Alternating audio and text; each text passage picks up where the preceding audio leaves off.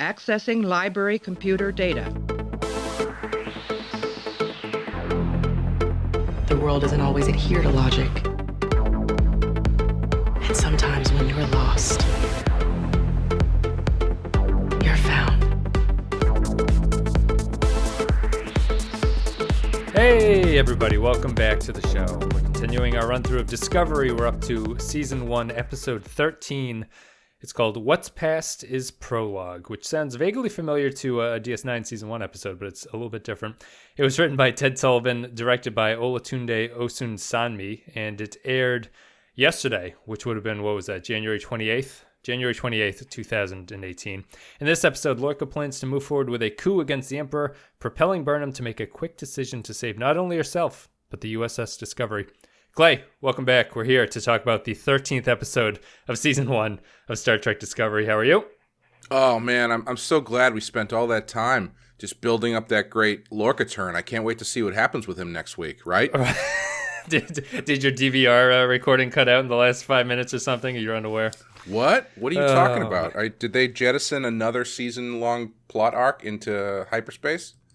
Like the person flying that transport in the second episode? Yeah, like the make them fly like in the Game of Thrones thing, where the whatever that character that we barely ever see, where they throw people out of the very high prison and they land. Yeah.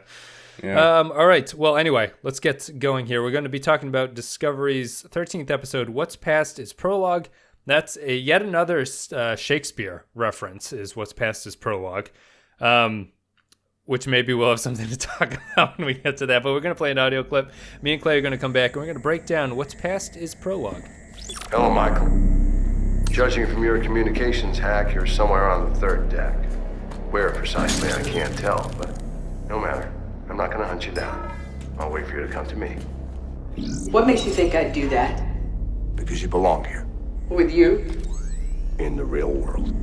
I know that's hard for you to see right now. Because you're blinded by your emotions. The only thing I was blinded by was you. I know. You understand that I had to lie to you, Michael. To get home. Just like you know that the Federation is a social experiment doomed to failure. Childish idealism. Every species, every choice, every opinion is not equal. No matter how much they want it to be, the strong and the capable will always rise. Like you and me. All right, Clay, we both sound a little bit tired there, I think, but we've been watching this Star Trek Discovery. We have to pump it up. I will say, this was a beautifully shot episode. The director has a way with light, I think, and he actually did something. I noticed the direction. I noticed the shots. I noticed the maybe not special effects, but I noticed that there's some new kind of techniques that I saw directorial wise, and I thought the episode looked really good. The further we move into Discovery, the more I'm settling into how the show looks on its own, on its face value, and I think it looks pretty good at this point. I don't really. I don't really care for its portrayal of space in a lot of sense. Like everything that happens outside of the ship, I don't really like the way that it looks. But I like the interior. I like the uniforms, and I'm starting to pick up on the way that the direction is happening with the lights and stuff. Although I don't know if the light is just a Goodyear fantasy whimsical thing where the mirror universe for some reason has yellow light coming through all the windows all the time. But I don't know. I wanted to get that out of the way because I do have positives about the episode. Although I will say, moving into it, that this was the first episode in a while that actually made me a little bit angry as I was watching it. So it's not all happiness and fluffiness and all that stuff. But anyway, what do you want to talk about with What's Past is Prologue? Yeah, I will agree with you that it looked good. I think Past is Prologue is a really good title for this because I feel like that sort of sums up kind of what I said last week or the week before, I can't remember, about how every episode just seems to be only there to become a piece of the last time on Discovery montage. And again, that's just what this feels like. What the hell are we doing? What are we doing here is a good question. Can you tell me? I understand that it's a serialized story, but can you tell me what that story is? No. And I thought that a good place to break this down to start with, right, is to let's go beat by beat through the Lorca story here. I would just like to say that this show, I said this on Twitter, is like when you're talking to a little kid and a kid is telling you a story and he just keeps going and then, and then, and then, and then, and then, and none of the things he's saying seem to really, match up, and the plots, and he doesn't really keep track of anything, and then all of a sudden he forgets things are happening and decides he doesn't want to do that anymore. Can't tell where he's going. Like. Yeah. Yeah, it could, like when they, at the end of the episode, when they ended up 9 months in the future and the Klingons had won the war, I just went, I didn't even have any words. I was like, what? What? I think we have to pat ourselves a little bit on the back. We were right that they did not jump back to the same time as the timeline they left. However, I did get excited because when he said we overshot it by 9 months, I thought he meant in the past. So I thought that would have brought them back to the Battle of the Binary Stars. Yes. I thought we were going to be rebuilding everything that led to it. I was like, all right, we were dead on with our prediction. Right. And it's not. They went the other way. They made it a time jump that's relatively insignificant in the scheme of things, which we'll get to, I guess. But yeah, let's go. We can go through the Lorca thing. Yeah. I want to talk about Lorca here because what I think is happening with people who like this show and my inability to criticize the show in what seems to be a manner that people understand what I'm talking about, why I don't like it. I think that there's this debate tactic that people have started referring to where people like Ben Shapiro use it, where it's a very my father-in-law uses it too. It's a very lawyerly way to debate someone, which is to, if you're having a disagreement, you basically overwhelm the other person with facts and things like that. You pile on the facts that are disparate and sort of different, even if you're not proving your overall general point, just to cause the other people to either get confused or to get them in a gotcha moment where they will contradict themselves. Mm-hmm. I think that the problem with Discovery is that when you're watching it and if you're not paying attention, it all seems like it's moving of a piece. Right. When you sit down and you think about what exactly happened here, everything kind of falls apart, in my opinion. Like, that nothing makes sense with anything that's going on here. So I thought that we'd break apart the Lorca strand piece by piece to see where sort of things come across and where there's confusion.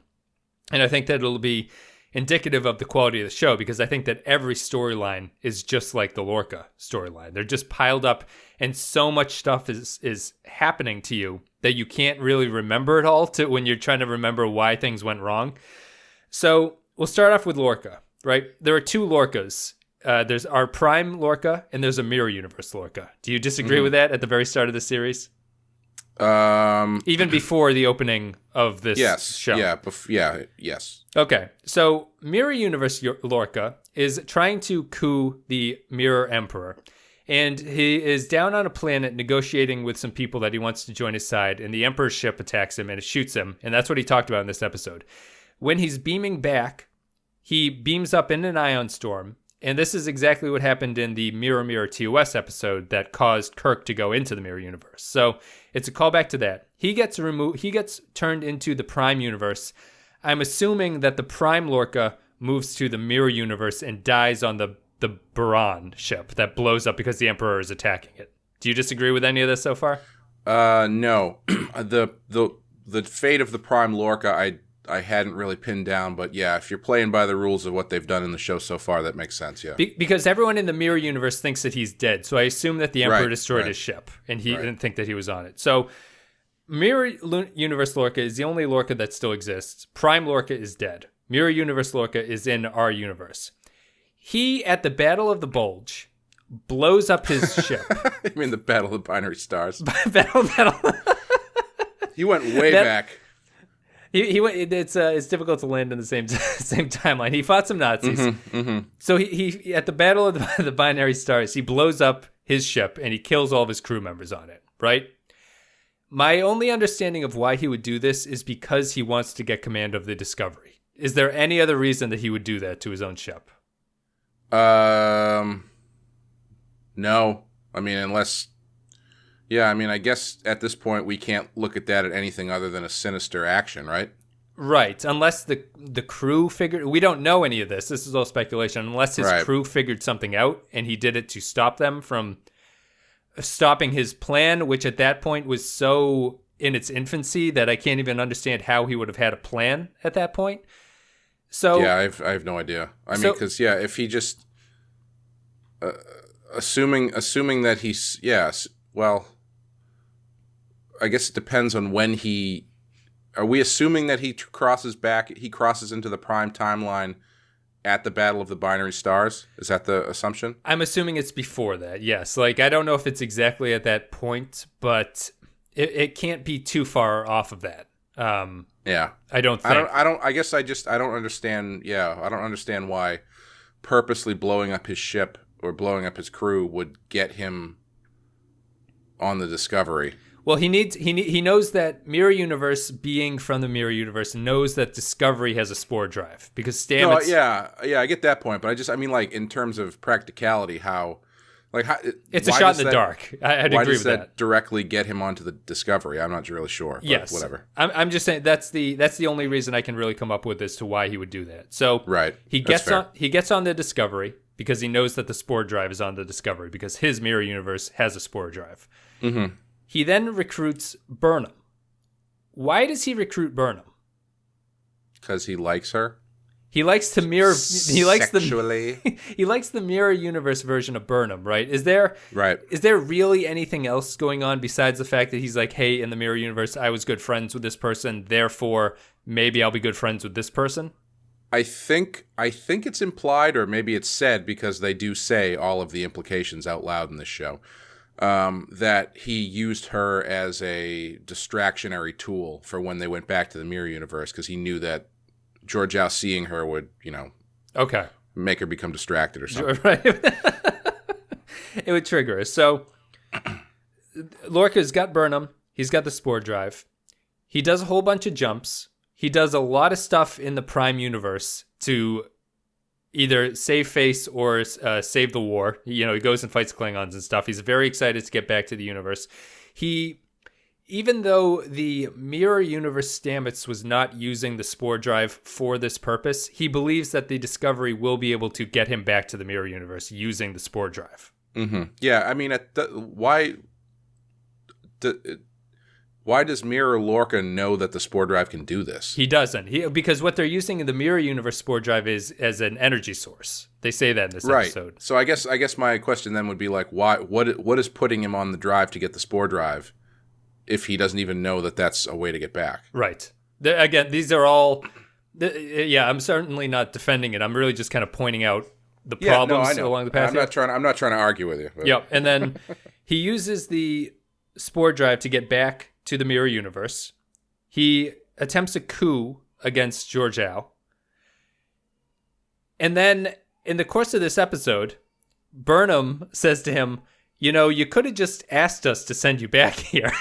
And my thing was, I was so sure that the show must have a reason why he needed Discovery to go back there. I was blown away when I realized there was no reason for him to take Discovery back with him. There's he's not using the ship as a weapon. He's not using the ship in any sort of tactical sense. He's not doing it all he needed was Burnham to go back, if that's the ultimate plan. And what was Lorca's whole point of doing all of this? He didn't gain any advantage. All he wanted to do was just get back. And the writing is so bad that he doesn't even go back to his universe with an advantage that he's gained from the Prime Universe. What's the point of all that?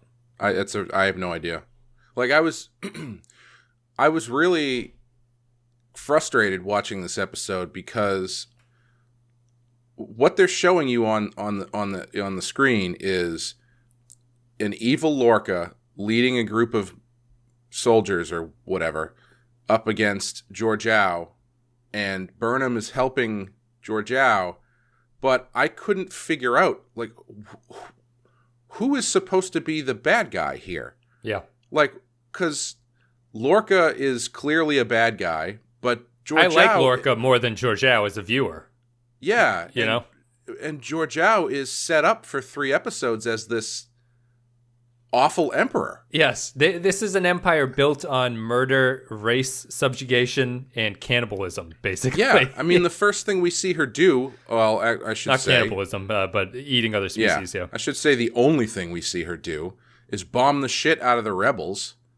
So, I mean, she's not a nice person.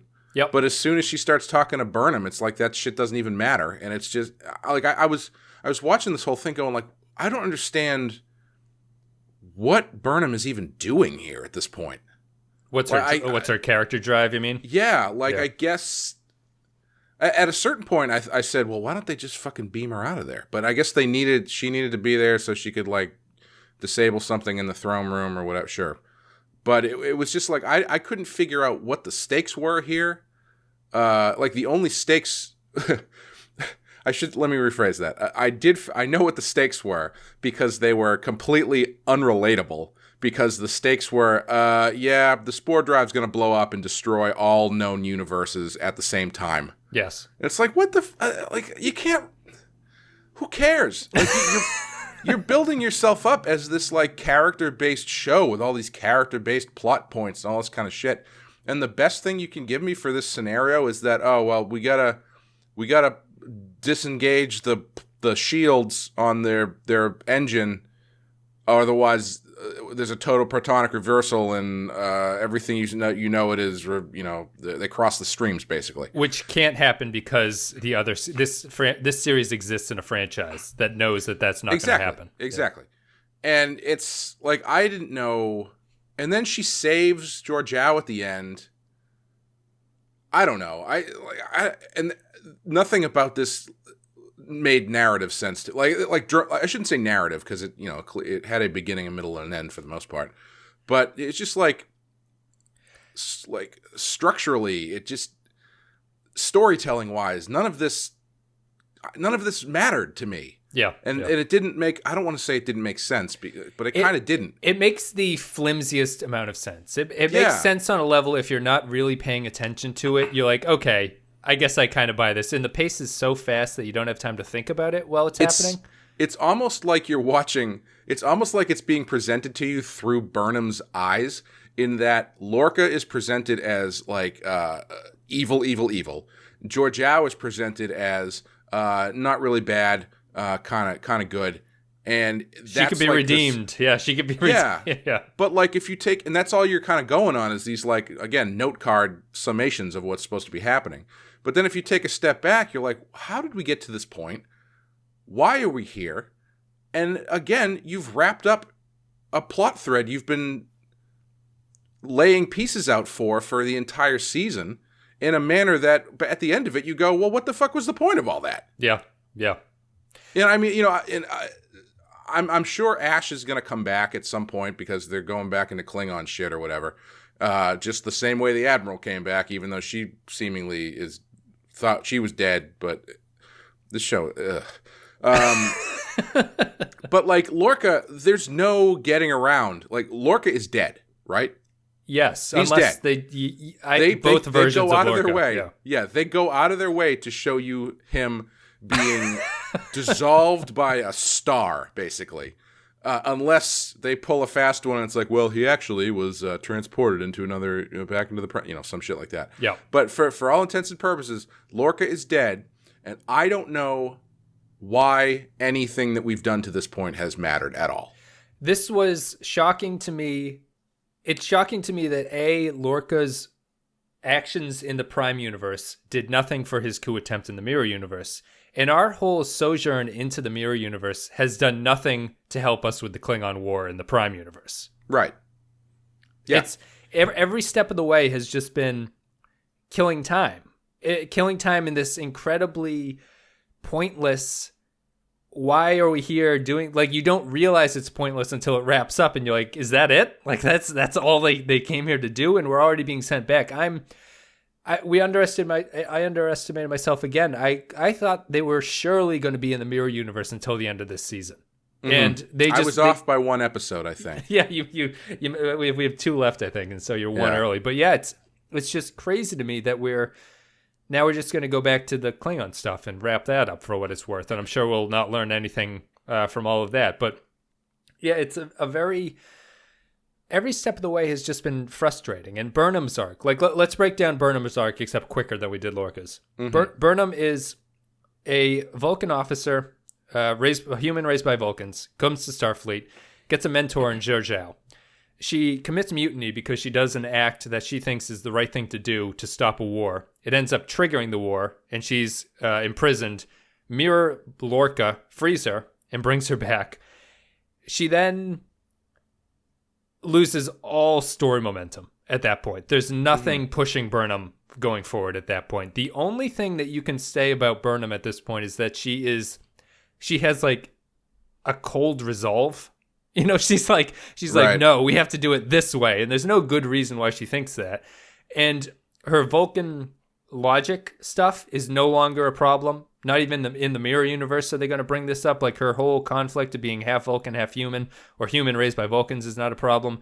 Right. The only thing she does is to exist so that people watching this can say she reflects the Federation's values. And we have no sense from this series what the Federation stands for, except for Georgeou in the mirror universe constantly throwing shade at the Federation, even though we've never seen the Federation in this series up until this point. Yeah. I don't know what to tell you. She's I don't know why they made her a Klingon at all at this point. I'm sorry, Vulcan. Yeah. And at this point, you know, I again on Twitter, I also said I saw somebody tweet after this episode something to the effect of like, so on board, I'm so ready for Mirror Georgeou's redemption arc. And I was like, what the it was a perfect distillation of what the problem I have with this show is because like that reaction is a reaction that's just like built into people based on the thing that's being presented to them. Excuse me. It's not something that actually makes sense or has been worked towards. Because, like, redemption from what? We don't know anything about her. Yes. And what is Burnham's story here? Like, is the point is her point supposed to be that she is driving towards like redeeming Mirror Georgeou from being this apparent horrible empress into someone who is now displaced in time and space? Like that's somehow supposed to like feel good. Be emotionally cathartic somehow. Especially, like, I think we've said this before, but it's like I don't know where where this is going, and I don't mean that in a good way. Right. It's a mystery for all the wrong reasons, and especially because we had the conversation between Lorca and Burnham in the episode before this, with he's like, she's not your Georgeou. And he's 100% right. This is not that person. This is a psychotic version of the woman that you knew, who is not that real person. So saving her, bringing her back, I'm sure it will just be some sort of Deus Ex Machina that will happen. Like somehow Georgeou returning to the Prime Universe will cause something else to happen. Mm-hmm. I mean, she's probably going to end up sacrificing herself. Yes. You think the mirror universe people can learn to be better people than they are, or something like that? See, that's the problem I have. Mirror universe people should not be so easily flippable. That's not their point. They're not just people who grew up in like a shitty situation. The whole point of the universe is that it is like the antithesis of everything that you are. Yeah, it's like you said. I think you said last week. It's like, think about it in the reverse.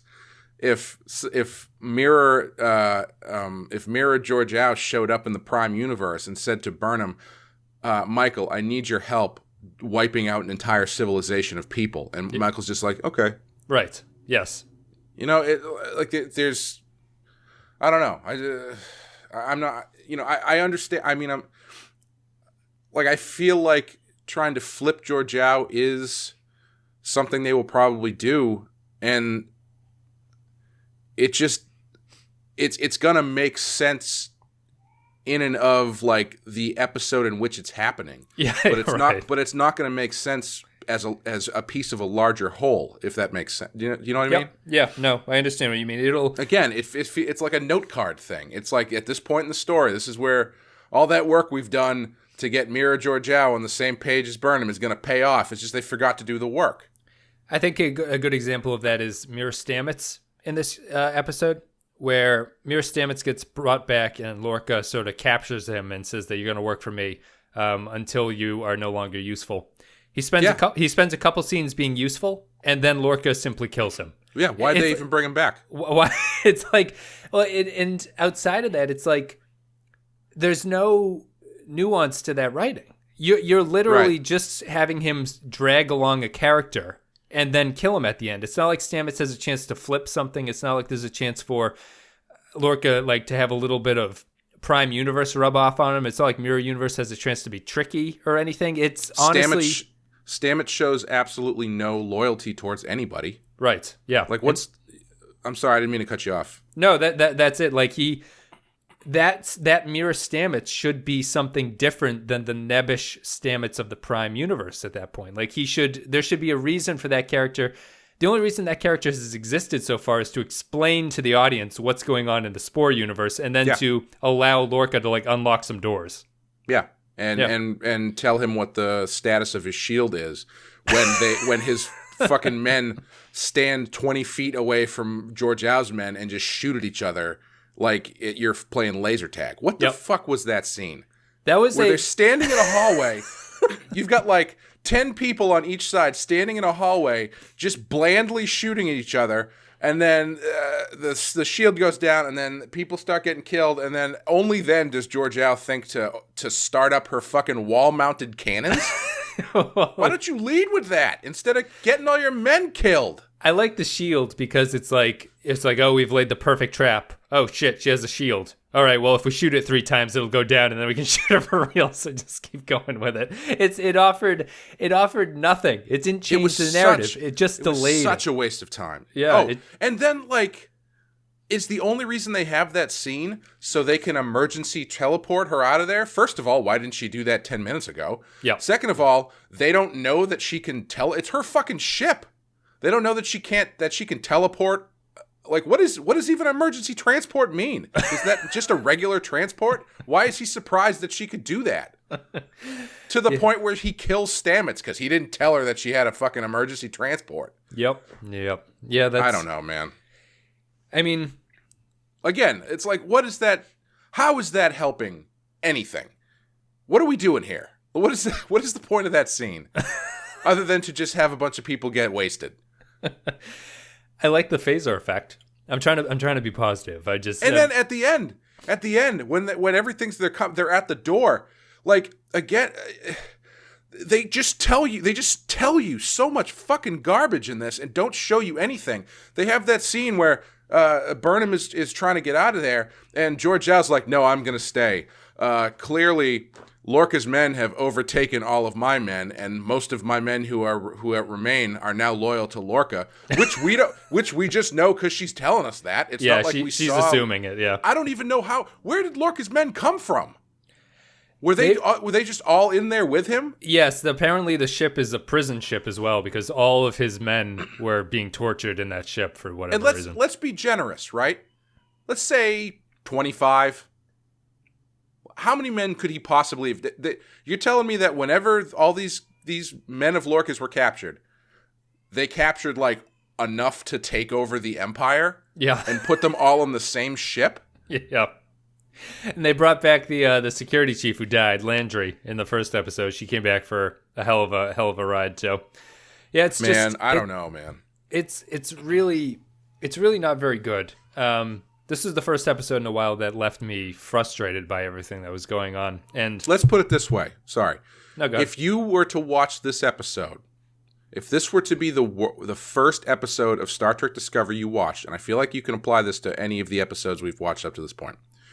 If this were to be the first episode that you watched, your reaction would be, "Oh man, there's some crazy shit happening." I bet this is probably really satisfying if you've watched everything up to this point. Yeah. But the trick is, it's not. Because it all exists in a vacuum somehow. And then, you watch Lorca get killed, and somebody gives you somebody's giving you, like, catching you up, and like, well, he was the captain of the ship, and blah, blah, blah, and then he gets killed. Like, oh man, that must be crazy.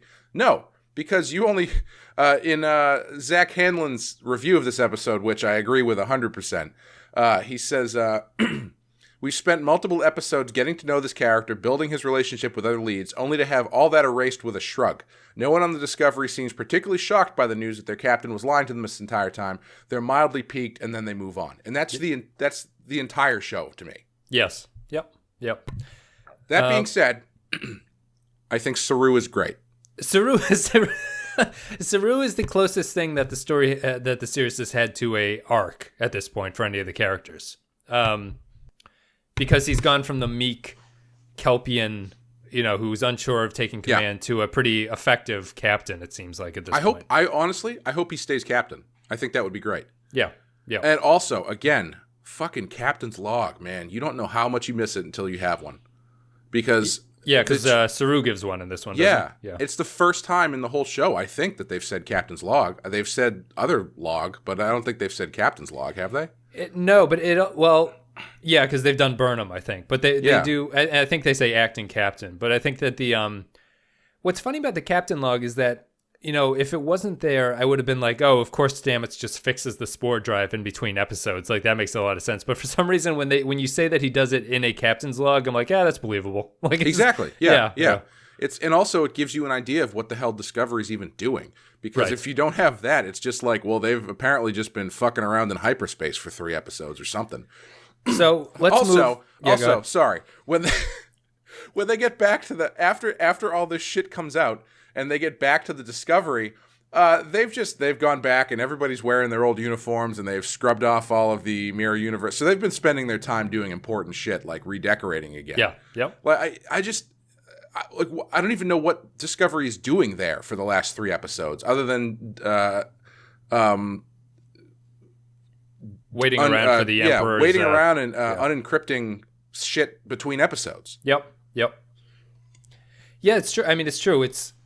They've been working on the spore thing, right? I guess that's supposed to be what they're doing over there. They're working on the Stamets, discovering the state of the spore network and everything like that. It's crazy to me that you have this big reveal where you turn your captain into this villain who's trying to overthrow the Empire. And up to this point, you've built up the namesake ship of your show as this massive weapon that could change the tide of a war. And then when it comes to pull the trigger on that change, that weapon is not even part of the plan in any way whatsoever. Yeah. Unless I'm missing something. But it seems you said the same thing, so it seems like that isn't the case. But like there's no...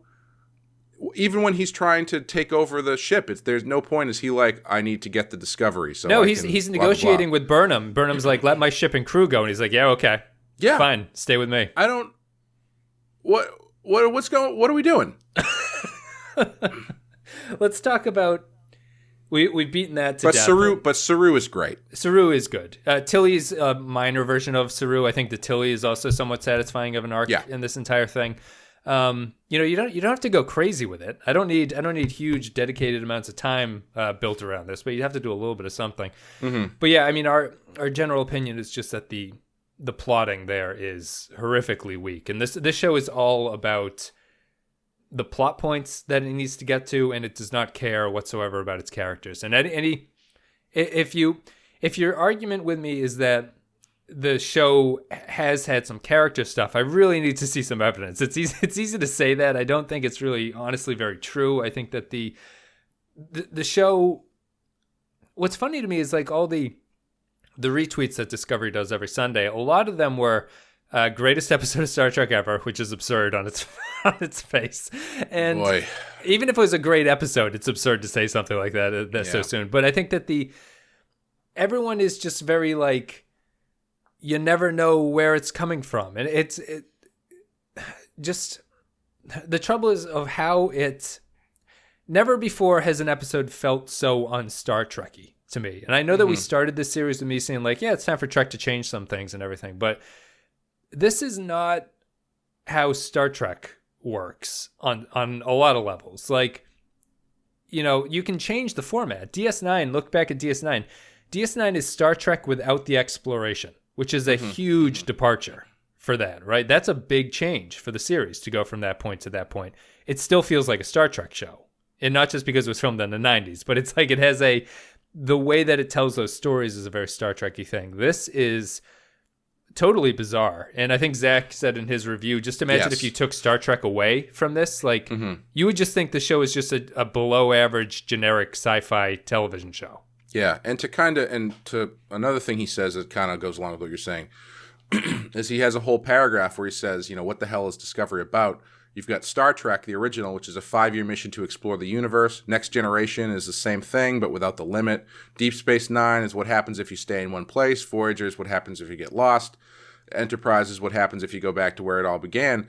And Discovery is what happens when a protagonist betrays her captain and inadvertently helps starts a war with the Klingons and gets sentenced to life imprisonment, only to get saved by a captain who turns out to be a guy from another universe, and also her boyfriend is a secret Klingon, and that war is still going on in Spores.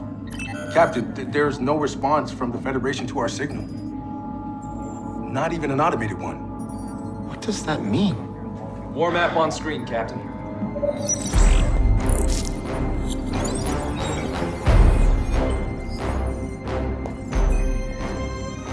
If the map is to be believed, it appears the Klingons have won the war.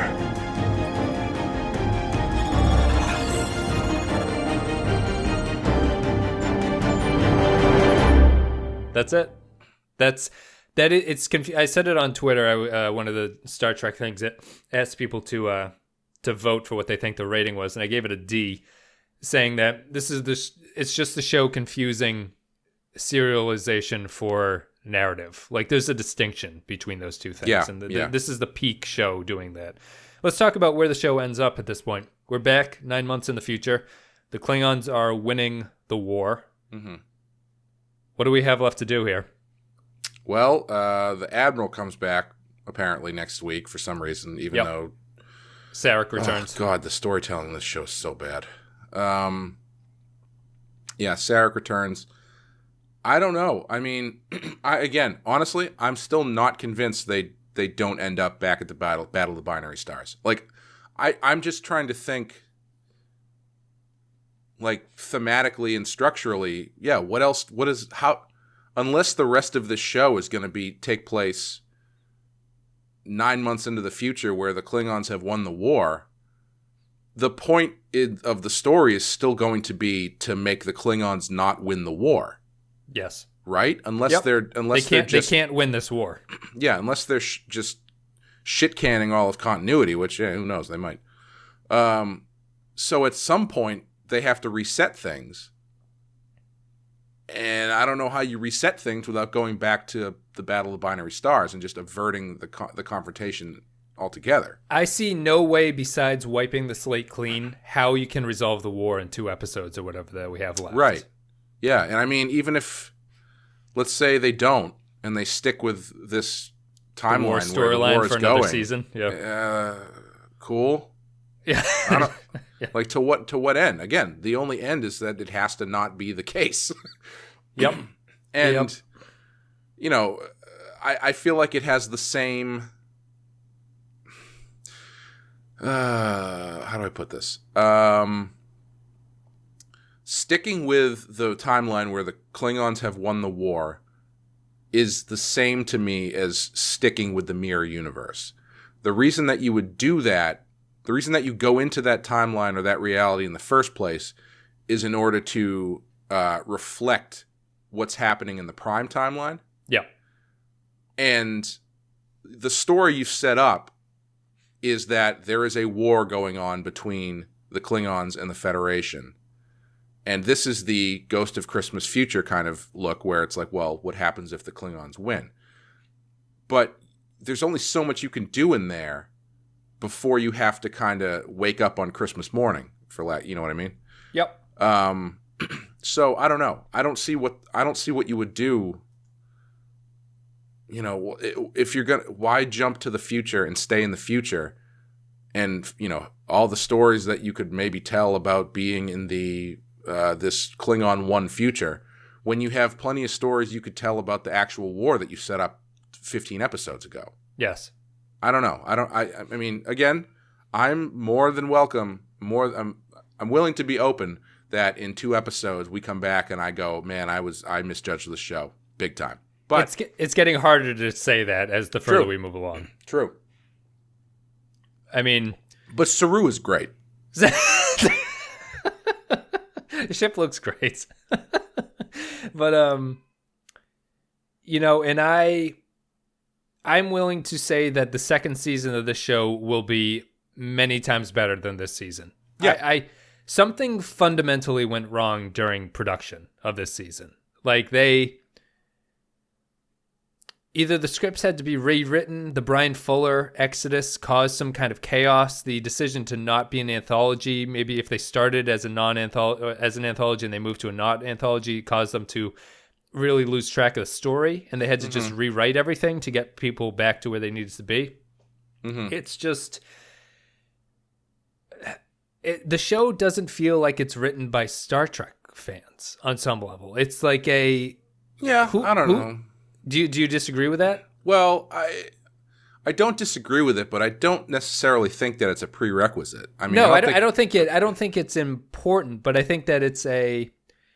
The reason I say that is because it's written by... It seems like the writing staff is confusing serialization for story in the same way that they're confusing the tropes of Star Trek for Star Trek. Yeah. It's like it's just a...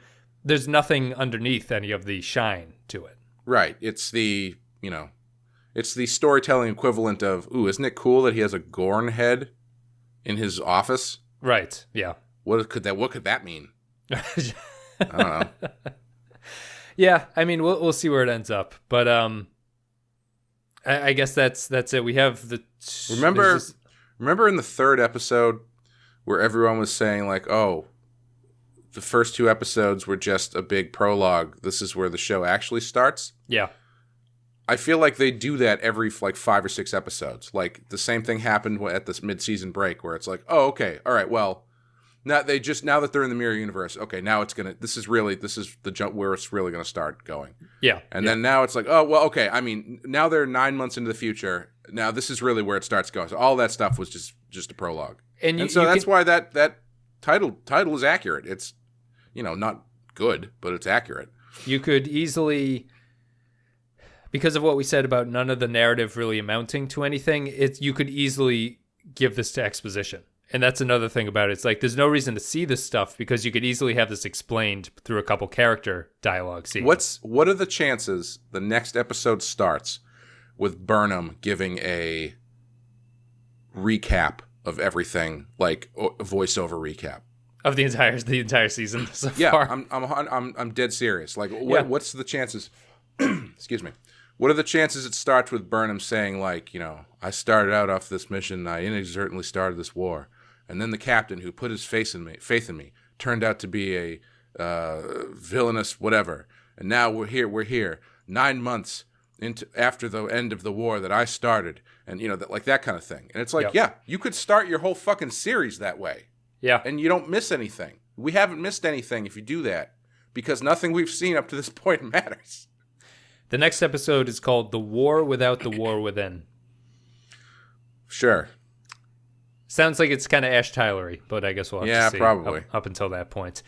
Anyway, I think we're done talking about this one. We'll be here with the next week with whatever I just said was the name of the episode, The War Without the War Within. There's only 2 episodes left. Will You Take My Hand is the very last episode of season 1. Thank you guys very much for listening. Apologies if we sounded too negative, but this is one of my least favorite episodes that we've seen so far, which is all the more bizarre because of how a lot of stuff happens in this one. Also, sorry, we didn't even touch on the spore drive thing. That wrapped up pretty quickly. Like, wasn't the whole thing, the last episode was like, oh, the spore drive is dying, and we might not be able to jump, or some shit like that. And then this one's like, no, it's fine. We just have to outrun the blast of this massive ship, and we'll be fine. And I guess that fixed it because that ship was draining the network or something. I guess that's the logic there, where destroying the Admiral's, the Karen, will fix everything. You know what's I'm interested in, though, is what happens to the Discovery when it shows when the Mirror Universe Discovery ends up back in the Mirror Universe. They're going to be really confused. I'm shocked we never saw any of that. If they switched places, which I'm assuming is what happened, it's shocking that we never saw what the Mirror Discovery was up to. Maybe we'll probably hear about it. I'm hoping that we come. If anything, at the very least, I would love to hear that when they come back, some of the exposition we get about what happened in the 9 months they were gone is that the Discovery won the war for the Klingons or some shit like that. Yes, it like caused havoc behind the lines or something. Yeah. Could be, right? That could have happened. Please. Just make one interesting storytelling decision. Something that has consequences that actually mean something on a larger scale, please.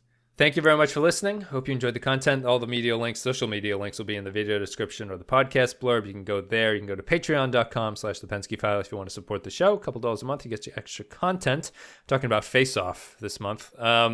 The Nick Cage, John Travolta movie. That's the one when the Klingons capture John Travolta and turn him into the firebrand. The torchbearer, Nicolas Cage. Anyway, thank you very much. Let me know what you guys thought about this episode. I'll be very interested. I don't think anyone's changing at this point. It's kind of like voting patterns in the U.S. at this point. Like once you're voting for somebody, you're voting for them, and I don't think anyone can really change their mind about anything. It makes me wonder what people change their mind about. Maybe I'm wrong and I can't change my mind, but I'm feeling very unsatisfied by Discovery Season 1. Clay, thank you very much for coming on. Yeah. Anything to say before we sign off?